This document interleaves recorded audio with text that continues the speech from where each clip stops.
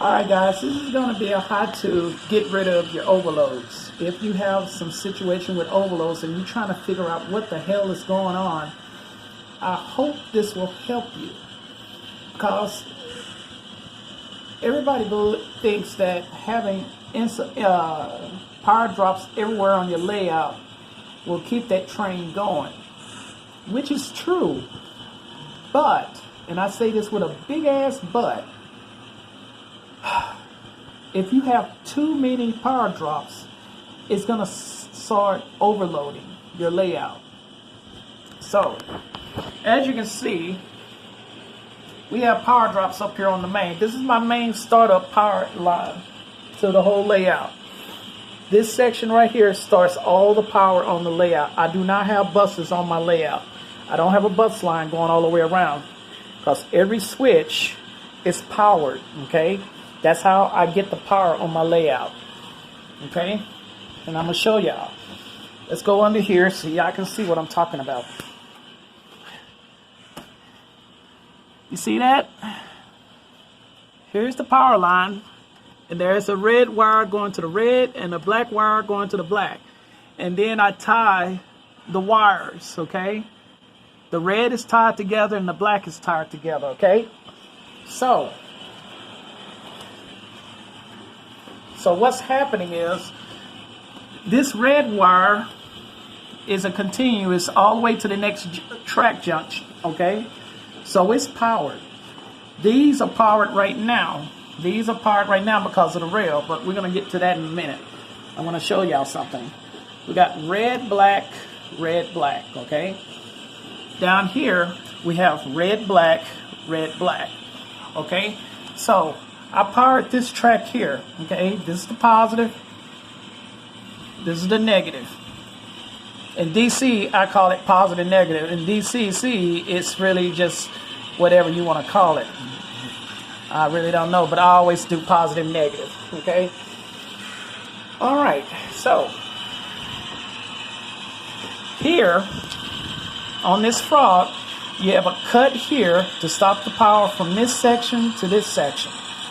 So the inside rail, the divert rail and the stock rail on the inside is cut.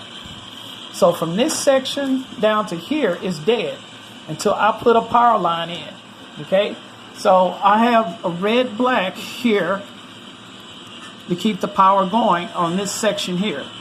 And then I have a red and black on the outside, okay? All right. It goes all the way around down to that section. And I have that powered too, red, black, okay? So we know that's powered.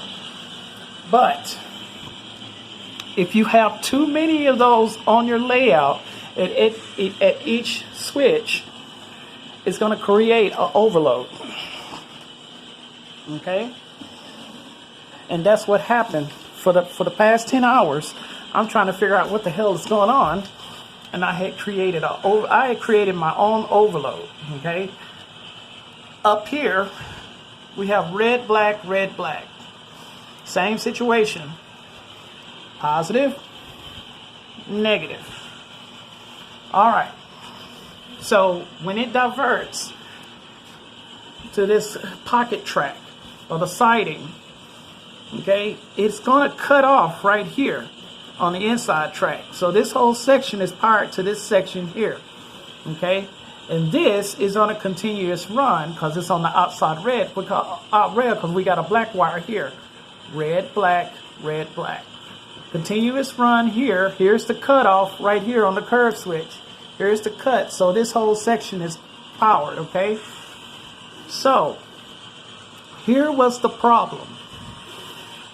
You see we got red, black here. You see we got a red, black down there. Down here, we have the same situation, red, black. We're going to power the red, black wire line going in because I wanted everything powered. Here's the problem. And I guarantee you, it's going to make sense to a lot of you in a little bit. All right, let's go let this train clear, or I'll try to explain it to y'all. We already got one section already powered here, okay? We even got the crossover powered, okay? We have this rail, this backside pocket track rail powered all the way down, okay? As you can see, red, black, okay? Everything is powered in this whole section. So there is so much power along these rails till, you know, we're good. We have a power section over there, red, black, 1, 2, 3, 4, 5, 6. We have 6 drops in a small 10-foot section, maybe 12-foot of track. Okay? That's too much juice for one section.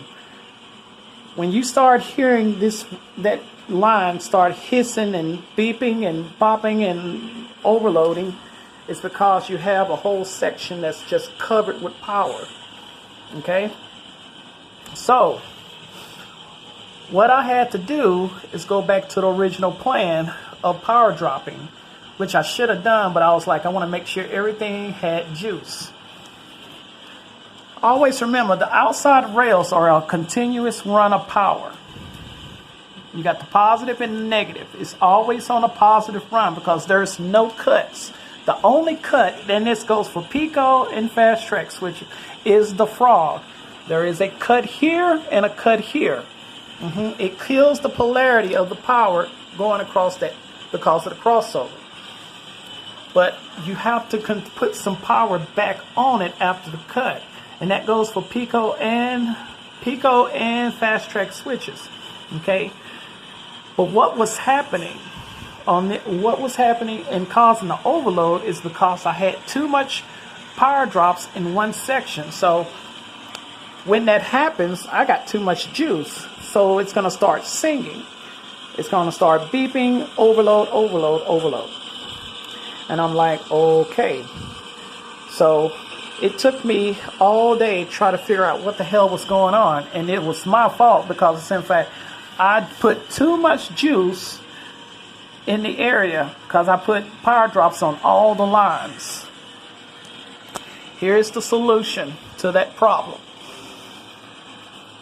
This goes for crossovers and everything else. If I got power drops here, red, black, and this is my yard here, I don't have to put a power drop right here because I already got it up here. Be mindful, the outside rail is a continuous power line, okay? But here, this outside rail is being powered by this red switch here. So it's going to go that direction. But we have a cut here, but we want that train to go down here, and we want to keep the power going. Well, we don't have to put a power drop there, and we definitely don't have to put one there. All we have to do is power drop the inside rails, okay? And that's what I had to do. I had to kill the power drops on the outside rails because of the continuous run is right here, okay? And there's a continuous run to this section right here. But if you look closely, and I mean look real close, I got a power drop here, and I got a power drop here. I'm powering this track here, okay? Because this section is cut off. Okay, that's fine. But I got a continuous run here, and I got a power drop right here, and I got a power drop here, and I got a power drop here, and a power drop here. This controls this track here. This controls this track here. But down there, I have a power drop. So I don't need this part. One of these got to go. So what I did was I unplugged the outside rail. That was what given me the overload. So I undid this one. I kept this one going and this one going. And when I did that, it stopped the overload. Okay? So I took care of that section. The next section I did was over here.